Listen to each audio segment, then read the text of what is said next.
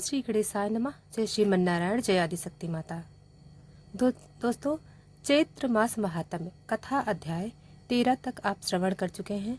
आइए आज चैत्र मास महात्म्य कथा अध्याय 14 को श्रवण करते हैं। व्यास जी कहते हैं, इस प्रकार कहकर भगवती जगदम्बा ने बड़ी अद्भुत घोर गर्जना की। उस अवसर पर उनके कपात सदृश गर्जन से दैत्यों के मन में आतंक छा गया। ऐसी गंभीर गर्जना हुई कि उसके प्रभाव से पृथ्वी कांपने लगी, पहाड़ दग मगा गए और दैत्यों की स्त्रियों का गर्भपात आरंभ हो गया। उस शब्द को सुनकर ताम्र का मन भी भयभीत से प्राप्त हो गया और वह वहां से भागकर महिषासुर के पास चला गया। यही नहीं, किंतु उस नगर के जितने भी दैत्य थे, उन सबका मन चिंता से आकुल हो गया। राजन, उन सबके कान उस भीषण गर्जना से बहरे हो गए। एक मात्र भाग जाना ही अब उनका ध्येय रहा। उसी क्षण क्रोध में अभी होकर सिंह ने भी बड़ी भीषण गर्जना की। उस भैरव नाथ के कारण दैत्य के रोम रोम में भय भर गया। ताम्र को वापस आया देखकर महिषासुर की बुद्धि भी चौंध आ गई। तब मंत्रियों के साथ बैठकर वह परामर्श करने लगा कि अब क्या करना चाहिए। दुर्ग का सहारा लिया जाए या फिर युद्ध हो। फिर युद्ध भूमि से ही निकलकर भाग चले। महानुभाव दानवों, आप लोगों को यहाँ से भाग जाने में ही कल्याण की संभावना दिखती है। आप सब के सब बुद्धिमान, युद्ध में कभी पीछे पैर न रखने वाले और शास्त्रों के विद्वान हैं। इस अवसर पर कार्य में सफलता प्राप्त करने के लिए कोई अत्यंत गुप्त मंत्रणा करना बड़ा आवश्यक है। राज्य की स्थिति में मंत्रणा को ही प्रधान कारण माना गया है। राज्य को सुरक्षित रखने की इच्छा हो तो राजा के लिए सदाचारी विद्वान मंत्रियों से मंत्रणा करना अनिवार्य है। मंत्रणा का भेद फूट जाने पर राज्य और राजा दोनों का विनाश हो सकता है। अपना विचार सबको पता न चल जाए, इस भय से कल्याण पुरुष अपने अभिप्राय को भली भांति गुप्त रखते हैं। इसलिए इस समय मंत्रिमंडल देश और काल के अनुसार अपना हेतु युक्त हित काक मत प्रकट करे। नीति पूर्वक विचार करके ही अपना मत बताना चाहिए। यहाँ जो देव निर्मित स्त्री है, उसमें अपार पराक्रम है।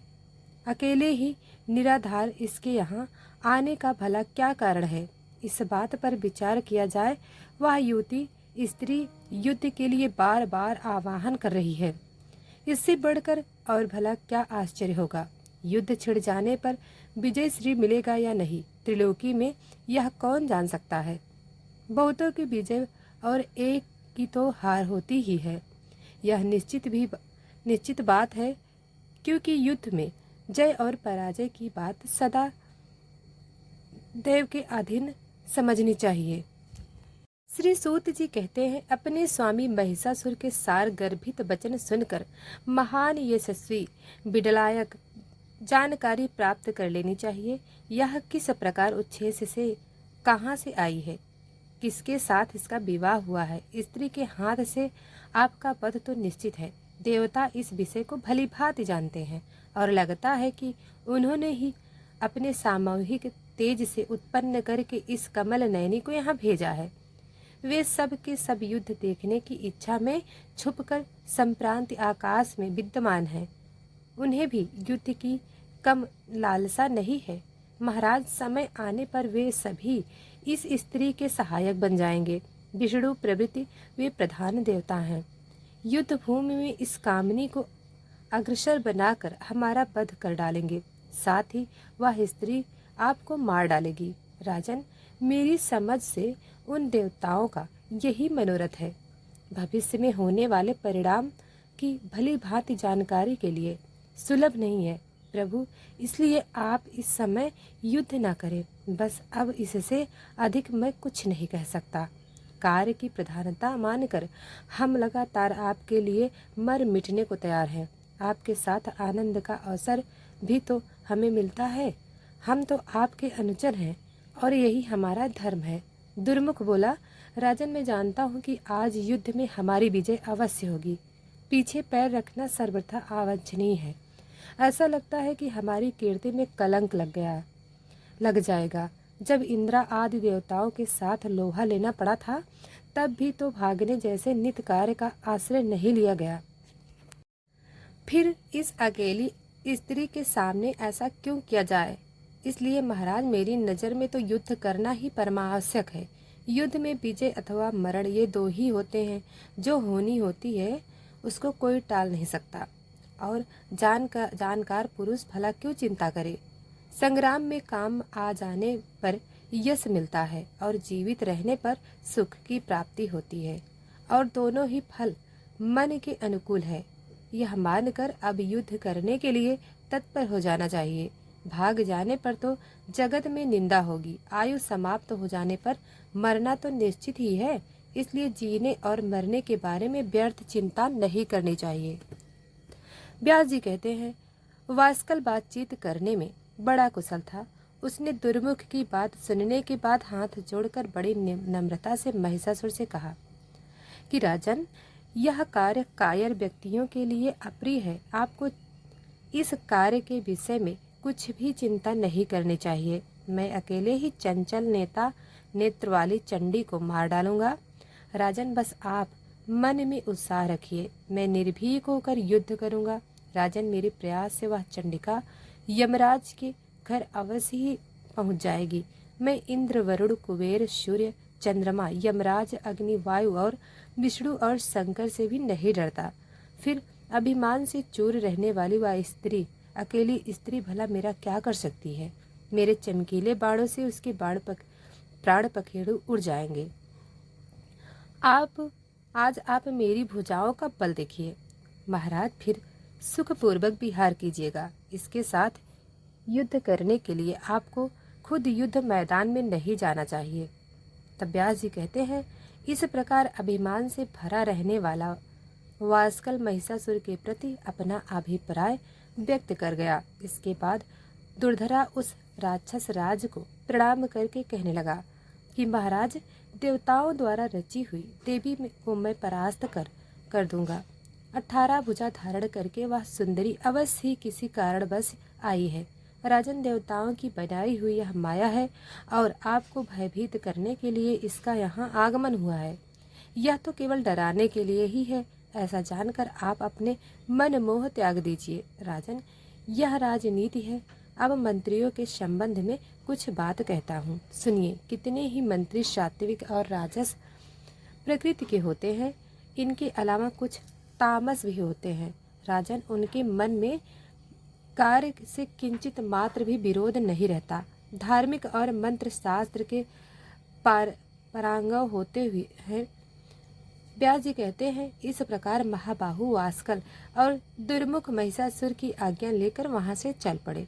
उनके सर्वांग से अभिमान टपक रहा था। संपूर्ण अस्त्र शस्त्रों से पूर्ण जानकार थे, इसलिए वे मदनम दानव युद्ध के मैदान में पहुंच गए। वहां भगवती जगदम्बा विराजमान थी।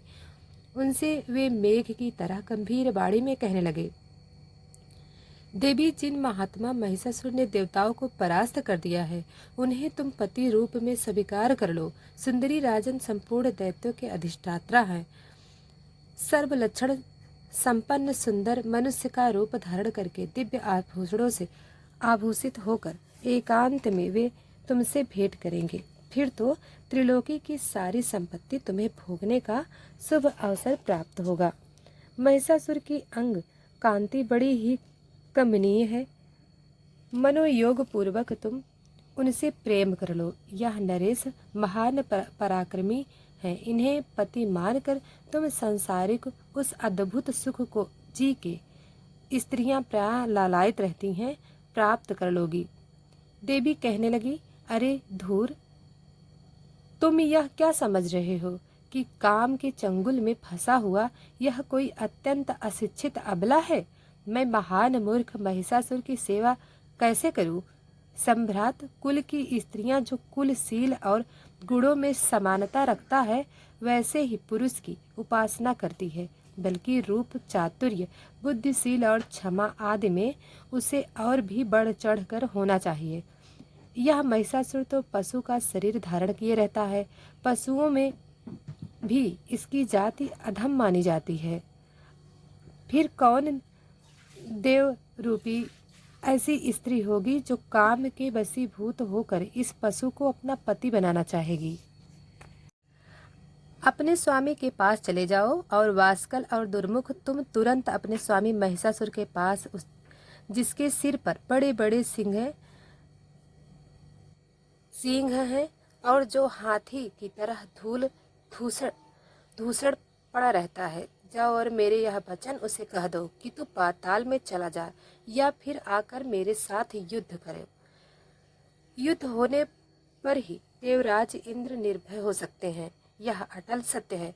मैं तो तुझे मार कर ही जाऊंगी, बिना मारे नहीं जा सकती। प्रचंड मूर्ख, मेरी इस बात पर विचार करके फिर तेरी जैसी इच्छा हो वैसा कर।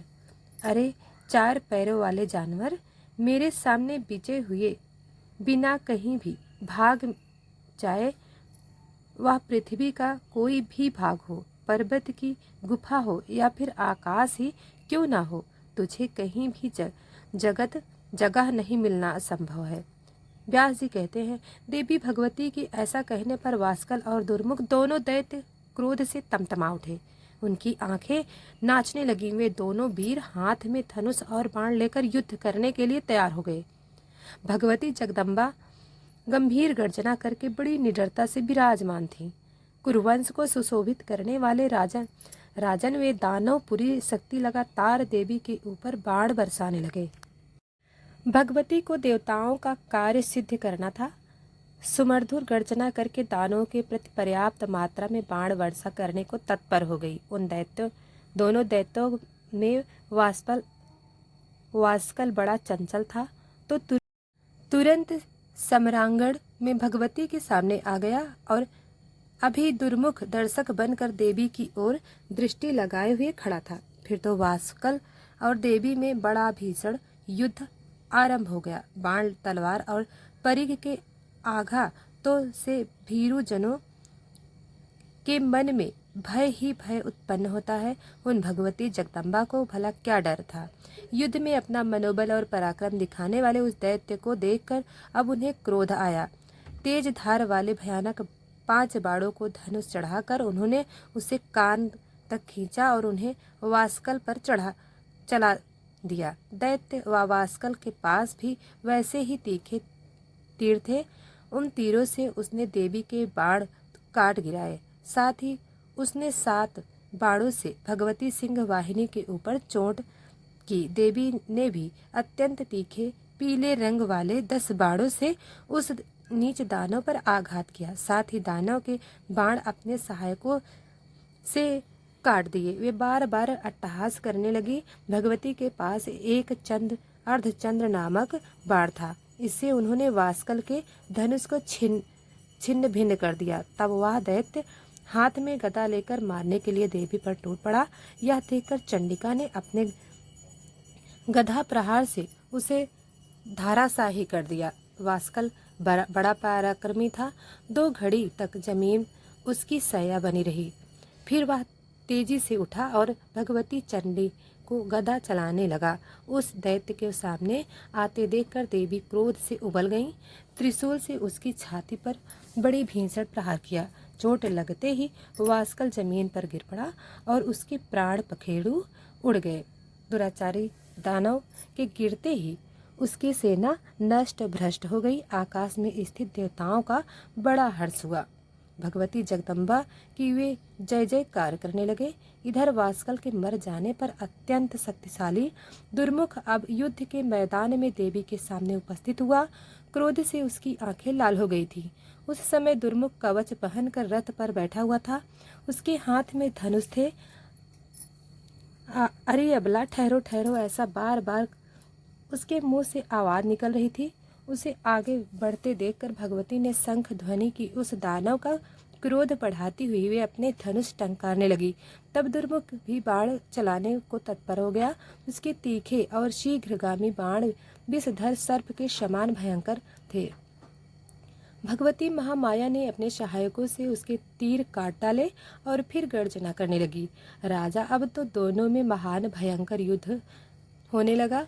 बाण शक्ति, गदा, मूसल और तोमर आदि अस्त्र शस्त्रों से वे एक दूसरे पर प्रहार करने लगे। उस समय युद्ध स्थल में रक्त की नदी बह चली। उस नदी के तट पर कटकर गिरे हुए वीरों के मस्तक इस प्रकार सुशोभित हो रहे थे मानो तैरने की कला सीखने वाले यमराज के दूत अभ्यास कर रहे हैं। तुम भी एकत्रित किए हुए हो। उस अवसर पर वहां की भूमि बड़ी भयंकर हो गई थी, क्योंकि चारों ओर कटी लाशें बिछी हुई थीं। उन्हें खाने वाले श्रृंगार आदि क्रूर जानवरों का पूरा समूह जुटा हुआ था। सियार, कुत्ते, कौवे, कांक और गीध बाज उन दुष्ट दानों के मरे हुए शरीरों को नोच नोच कर खा रहे थे। मृतकों के संसर्ग से बड़ी दुर्गंध हवा चलने लगी। मांस भक्षी जानवर बड़े जोर जोर से चिल्लाकर भयानक आवाज कर रहे थे। तब दुरात्मा दुर्मुख क्रोध से तिमा उठा। उसकी विवेक शक्ति नष्ट कर दी। अपनी सुंदर भुजा ऊपर उठाकर अभिमान के साथ वह देवी कहने लगी, चंडी तुम्हारे तो सभी अंग बड़े सुकोमल हैं। सुंदरी, तुम भी अब भी मान जाओ और मद्यपान करके मस्त रहने वाले दानव सवर महिषासुर की सेवा करना स्वीकार कर लो, नहीं तो आज मैं तुम्हें काल का कलेवा बना दूंगा। तब देवी बोल उठी कि तेरे सिर पर मौत नाच रही है। तू काल से मोहित हो गया है, इसलिए जी भर कर अनाप शनाप बकले। मैं अभी तुझे यमराज के घर वैसे ही भेजने वाली हूँ जैसे इस वास्कल को भेज दिया। मूर्ख, जा फिर रह। तुझे मरना तो अभी है, इसलिए पहले मैं तेरे प्राण हर कर मोड़ बुद्धि महिषासुर को मारने की व्यवस्था करूंगी। अब तो दुर्मुख मरने के लिए उद्दत होकर आया ही था। भगवती चंडिका की बात सुनकर उसने उन पर बाणों की भयंकर वर्षा आरंभ कर दी। देवी ने अपने बाणों से दुर्मुख के सभी बाण काट दिए। साथ ही उस दानव पर इस प्रकार बड़े जोर जोर से प्रहार किया मानो इंद्र वृत्तासुर वज्र फेंक रहे हों। अब भगवती चंडिका और दुर्मुख दोनों आपस में घमासान युद्ध करने लगे। देखकर कलेजा दहल उठता था। सूरवीर उत्साहित हो रहे थे। देवी ने बड़ी शीघ्रता के साथ दुर्मुख के धनुष को काट डाला। उनके वैसे ही 5 बाणों से दानों का उत्तम रथ भी छिन्न भिन्न हो गया। रथ टूट जाने पर महाबाहु दुर्मुख दुर्द गदा हाथ में लेकर पैदल ही भगवती की ओर दौड़ा और पूरी शक्ति लगाकर सिंह के मस्तक पर उसने अपनी गदा से चोट पहुंचाई। महाबली सिंह प्रहार से व्यतीत होने पर भी अपने स्थान से विचलित नहीं हुआ।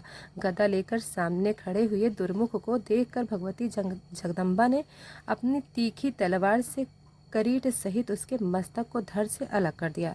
मस्तक कट जाने पर दुर्मुख के प्राण पखेरु उड़ गए, जमीन पर पड़ा रह गया। उसे देखकर आनंद से देवता विवल हो उठे। उन्होंने उच्च स्वर में जय ध्वनि आरंभ कर दी। साथ ही वे देवी की स्तुति करने लगे। बहुत से देवता आकाश में स्थित होकर भगवती के ऊपर पुष्प बरसाने लगे। उनके मुख से जय जयकार की घोषणा हो रही थी। युद्ध के मोर्चे पर दुर्मुख की जीवन लीला समाप्त हो गई। यह देखकर ऋषियों, सिद्धों, गंधर्व, विद्याधर और किन्नरों के मुख पर प्रसन्नता की किरणें चमक उठी। श्री व्यास जी कहते हैं कि दुर्मुख तो युद्ध में काम आ गया। यह समाचार सुनकर महिषासुर क्रोध से मूर्छित हो गया। यह क्या हो गया? ऐसा बार बार वह दानव से पूछने लगा। कहने लगा कि दुर्मुख और वास्कल तो बड़े सूरवीर थे, दानव थे। एक सुकुमार कन्या के हाथ वे युद्ध भूमि में सदा के लिए सो गए। यह कितने आश्चर्य की बात है। देखो, यही देव का विधान है। इससे सिद्ध हो रहा है कि मनुष्य सर्वथा परतंत्र है। उन्हें अच्छे बुरे कर्मों के अनुसार सुख और दुख में लगाने का अधिकार है। तो दोस्तों, आज की यह कथा समाप्त हुई। हम आगे की कथा कल सुनाएंगे। दोस्तों, वीडियो को लाइक, सब्सक्राइब अभी तक नहीं किया है तो अभी कर ले। धन्यवाद।